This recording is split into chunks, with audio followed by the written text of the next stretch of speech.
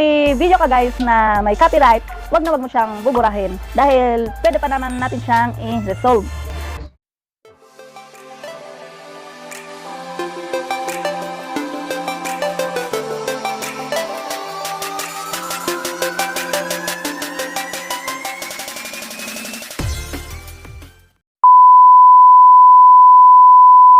Hello everyone, it's Naga, naninintalo saan, welcome back to my YouTube channel.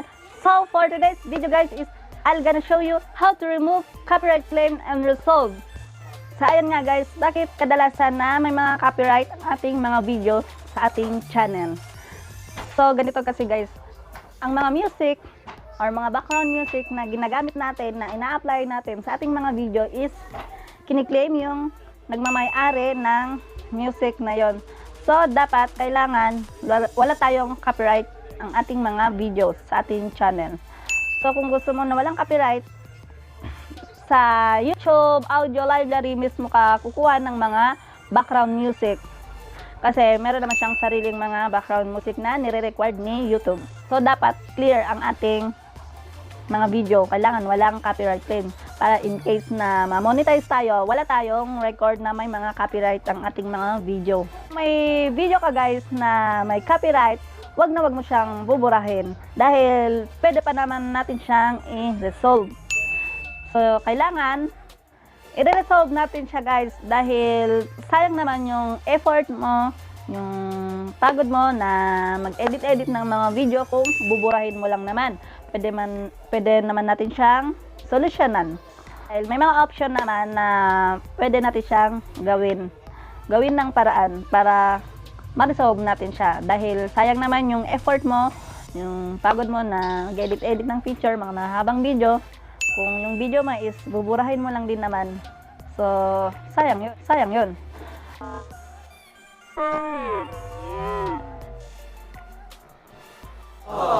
Dapat kailangan linisin natin ang ating copyright claim. So at kung bago ka pa lang din sa aking channel guys, don't forget to subscribe and hit the bell notification to notify you my upcoming video upload guys. So if you're interested in this video, just keep on watching. A few moments later. So here we go guys. So unang gagawin natin is punta tayo dito sa Chrome. So open lang natin siya yung Chrome. And type natin siya ng youtube.com. So, okay.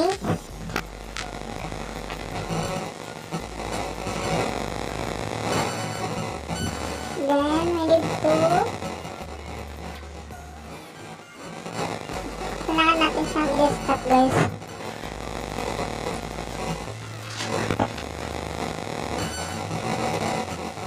So, ayan, dito na tayo sa aking channel. So first is pupunta tayo sa ating channel and then go to the YouTube studio. So i-click lang natin yung channel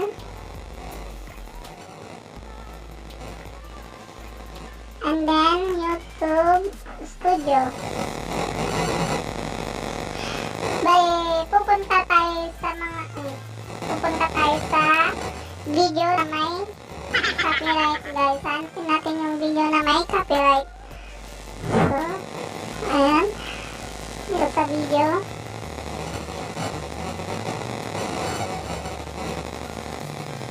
So, ayan guys. Dati guys, may copyright kong na-upload. So, ang ginawa ko is niresolve ko siya. So, hindi ko pa siya binubura yung copyright ko na yan. Kasi yan ang gagawin kong example para sa aking yan. So, kung may mga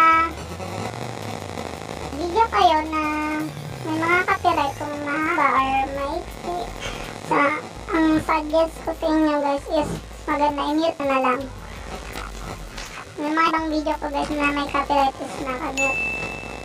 So, hanapin na natin yung may copyright. So, dito pala guys, yung video ko na may copyright, yung popular sound effect. meron akong copyright dito. So, ang gawin natin is, click natin yung video, and then click yung copyright.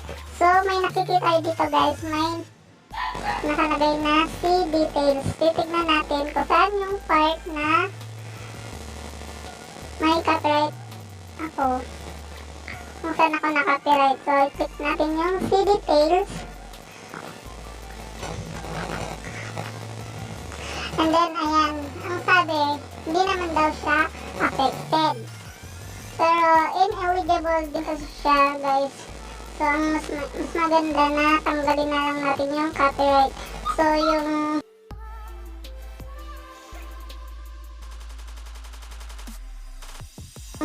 song na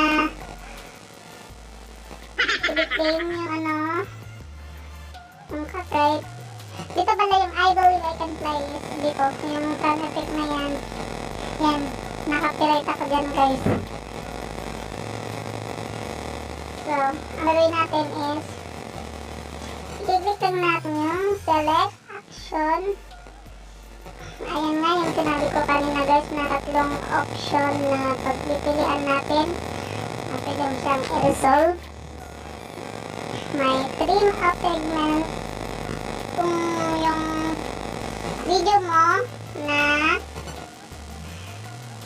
copyright, kung i-trim mo siya.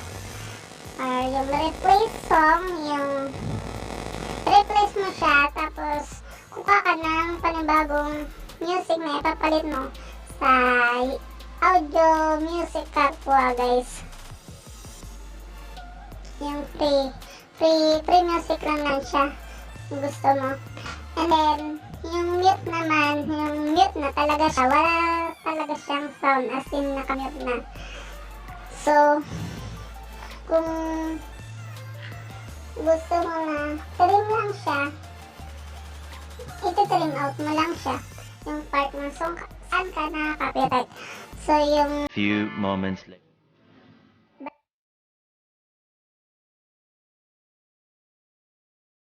and then preview trim video natin.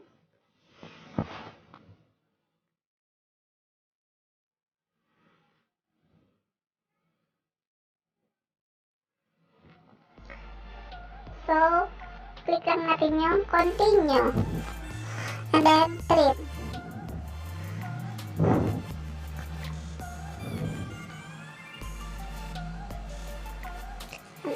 Antay lang natin siya, guys. Nag-affect na. So, ganyan ko rin ginawa ko, guys. Yung mga may copyright. Kasi, bakit naman yung video natin na in case na ma-monetize tayo is nasasama sa views yung copyright natin. So, kailangan talaga is tanggalin natin para clear. Medyo mabagal internet. Dito lang kasi yung gamit ko, guys. 2 hours later.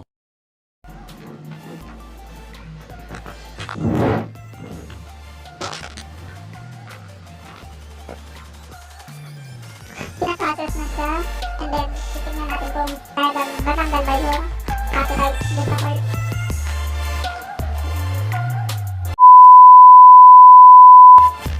Detail.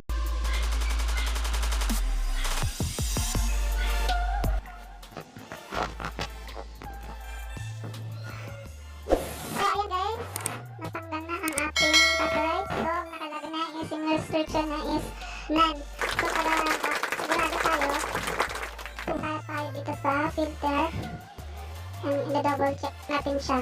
So, click lang natin yung copyright claim. And then, ayan, wala na siya guys, na-clear na, nakat na siya. So, ayan.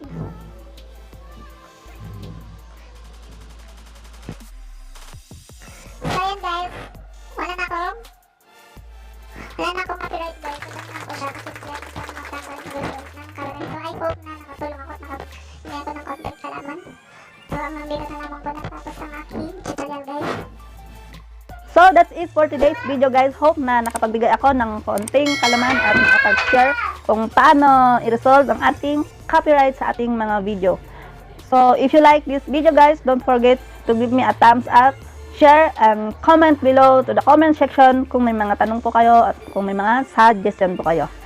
And kung di ka pa nakapag-subscribe sa aking channel guys, don't forget to subscribe and hit the bell notification to notify you my upcoming video upload guys. So ayan lamang po, and thank you for watching. Bye!